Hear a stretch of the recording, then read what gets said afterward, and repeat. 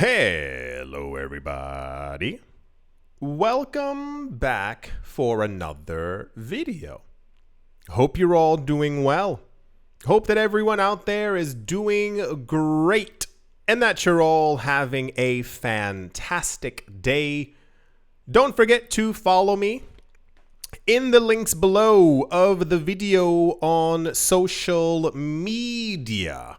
You can find them quite easily. They're literally, you got do a little scroll, and there they are.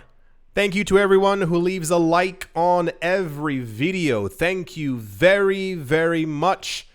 And without any further ado, let's jump right into it. The cryptocurrency market continues to change and evolve.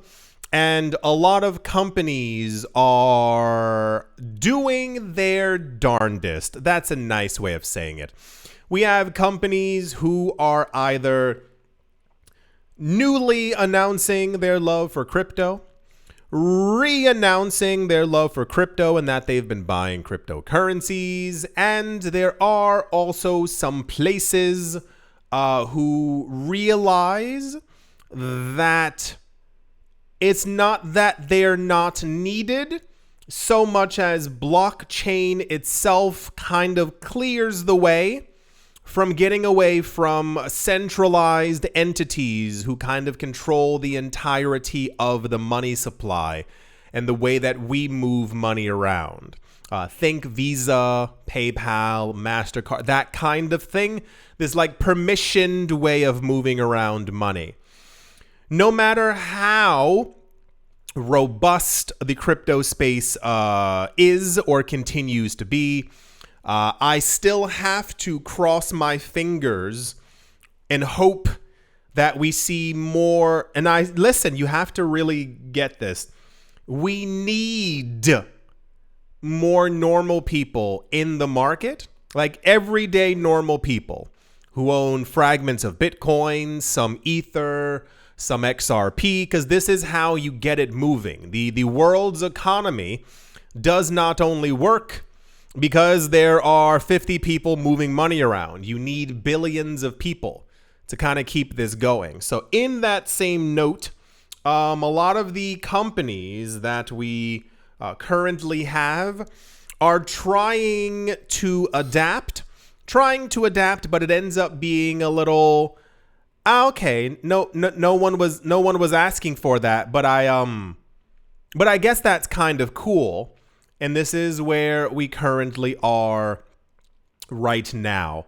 PayPal announced, I want to say 2 years ago, that sounds about right, that they out of nowhere loved Bitcoin. They think it's fantastic and awesome, and you would be able to buy Bitcoin through PayPal. And then you would be able to custody your Bitcoin with PayPal.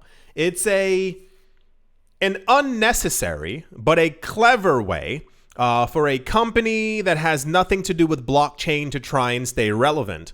If you can hold your own crypto and you can send your own crypto around the world through the blockchain, why would you need PayPal? This is that other thing from Visa when they announced that they loved Ether. How weird. And that they wanted people to use their website to send Ether as opposed to the actual blockchain itself. So we could live in a world where blockchains run free through fields of flowers and we have some type of economic something to ourselves, but you know, the old system is really desperate to hold on. It said this was major news, as you might have imagined. PayPal lights up U.S. merchants with instant crypto payments, and it says a 650 million reach. I assume that is people. Payments giant PayPal announced at the end of July that it was launching Pay with Crypto, a new service designed to reduce international payment costs and open access to a multi-trillion-dollar crypto economy. The idea behind this is usually quite simple. If you're a store or a merchant this would be a way for you to be able to accept cryptocurrency as a payment. The problem is you can already do that. If you download a cryptocurrency wallet, not affiliated, but if you used Exodus, you would literally be able to have a QR code on a screen. Some of you must have been to places like this. You know, like when you want to pay with card and like they bring over that machine, or you have to like walk over to the machine sometime, but like you literally, the newer ones, I don't know if you've seen them, they look like an iPhone, and maybe they are an iPhone with an app on it. You can generate a QR code for different types of payments, and you literally, like, it's a cryptocurrency wallet, and you would scan it with your phone or your device, and then you type in how much it is in US dollars, the payment, and like it just kind of like it goes through that way. There's no need for a company like PayPal to develop something to allow people to accept crypto or send crypto, because we have the blockchain. That's literally what it's for. This is another step in your money having to move through PayPal to be able to have to give them a fee for processing the money that you could have already done by yourself through the blockchain alone with low costs. It says, and I quote, "Today, PayPal is simplifying cross-border commerce for merchants by connecting an unmatched combination of cryptocurrencies, digital wallets, and merchants worldwide, while simultaneously reducing transaction fees by up to 90%, end quote. You know what also does that? You'll never guess. Blockchain. Blockchain. Yeah, it does the exact same thing. It actually gets rid of the middleman. This is why you're seeing PayPal and Visa and MasterCard so desperately courting anything in the cryptocurrency space.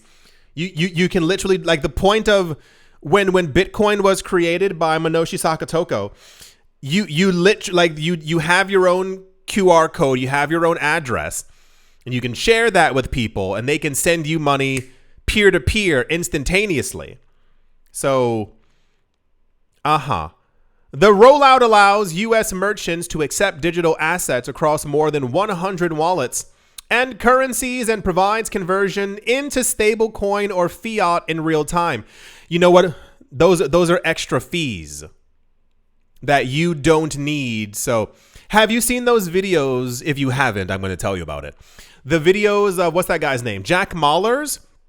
He created, and forgive me if I get it wrong, it's either Strike or Stripe. And I get them wrong because they're literally one letter off, and you could have used any other name for a company. Regardless, in El Salvador, people in El Salvador are using these apps, and or they're using like the Lightning Network, like to send money, like literally peer to peer from phone to phone. That's so cool.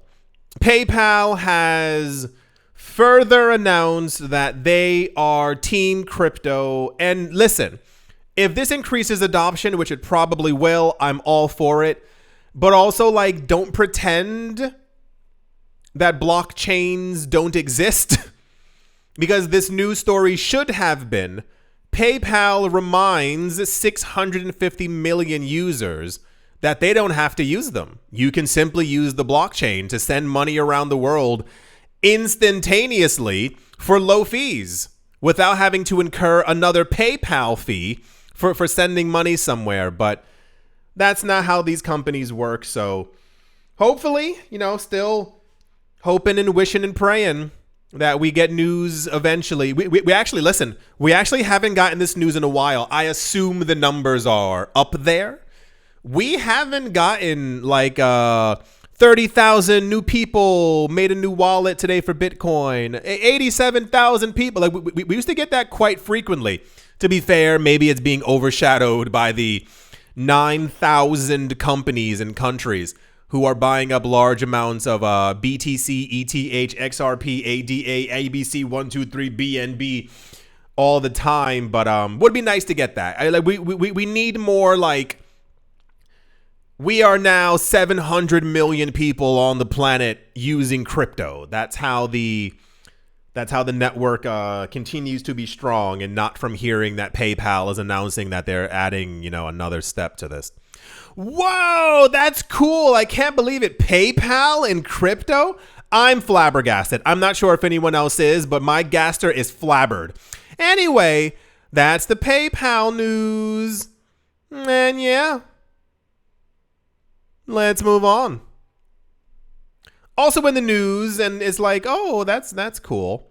The Central Bank of Uruguay has hinted at the issuance of new regulations to clarify the status of Bitcoin and other virtual assets and the licenses that the virtual asset service providers, or VASPs, must obtain to provide trading and custody services for these assets.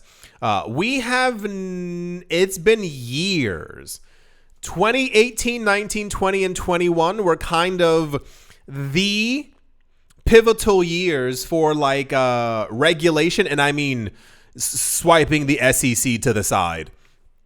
Years ago, we had new, like, you know how like we're constantly getting news about companies buying coins and years ago that news was about like regulation, and it was basically like a coin flip seemingly of countries announcing if they were going to ban crypto or if they were going to regulate it in some sort of way. I mean, we're still waiting on India to give proper crypto regulation, but that one might take a while. Recently, there was another country who also just like outwardly banned crypto, and I'm going to be nice. Their placement in the world economy is like a grain of rice. So many people, I saw people commenting on it, and it was kind of like, oh, that's cool. You're banning the thing that would have probably helped you and made you richer. That is SMRT. So yeah, we haven't had like this bank is considering allowing people, and it's like, well, you know, the thing actually is that Bitcoin is permissionless.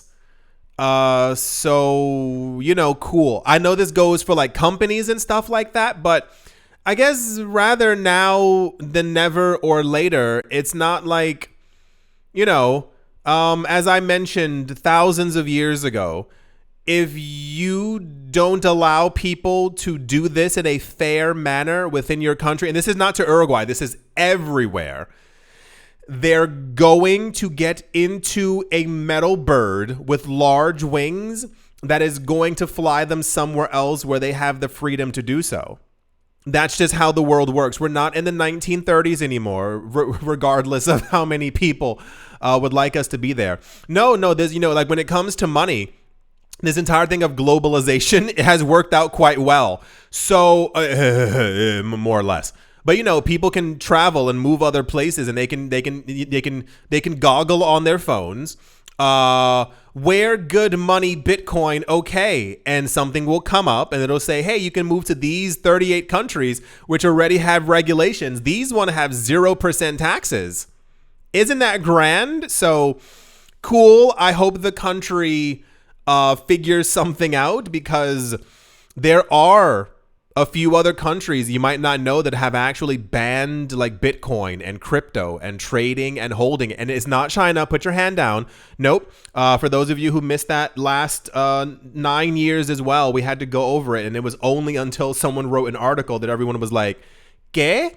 No. So yeah, China did not ban cryptos. They've essentially made it so that you can't day trade it and you cannot use it as a form of currency.